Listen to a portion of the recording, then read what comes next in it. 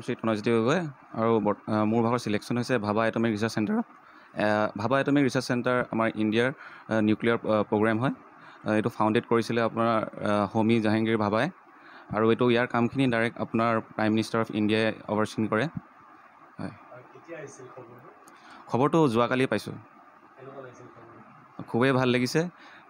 ইণ্ডিয়াৰ কাৰণে কিবা এটা কাম কৰিব পাৰিম বুলি, সেইকাৰণে বহুত ভাল লাগিছে মনটো। যোৱা বছৰ এপ্লাই কৰিছিলোঁ। হয়, যোৱা বছৰ জুনত।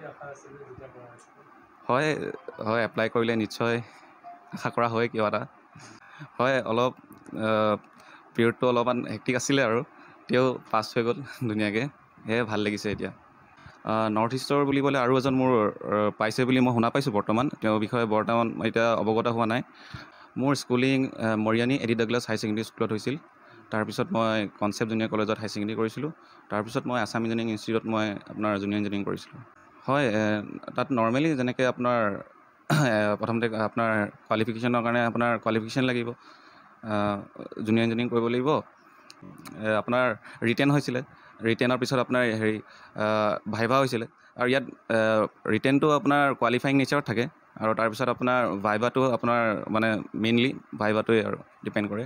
ঘৰত মা আছে, বা দুগৰাকী আছে আৰু মোৰ ভাইটি আছে। হয়, তেওঁলোকে এতিয়ালৈকে অৱগত কৰা নাই বাৰু।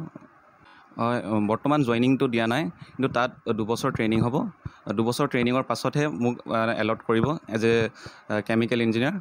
তাৰপিছতহে বস্তুটো গম পাম। একচুৱেলি বস্তুখিনি বহুত কনফিডেঞ্চিয়েল হয়, সেইটো কাৰণে চব কথা জনাই দিব নোৱাৰি। মই শুনি পাছ কৰাৰ কাৰণে পৰীক্ষাত মই খুবেই সুখী হৈছোঁ, আৰু লগতে আমাৰ পৰিয়ালটো সুখী হৈছে।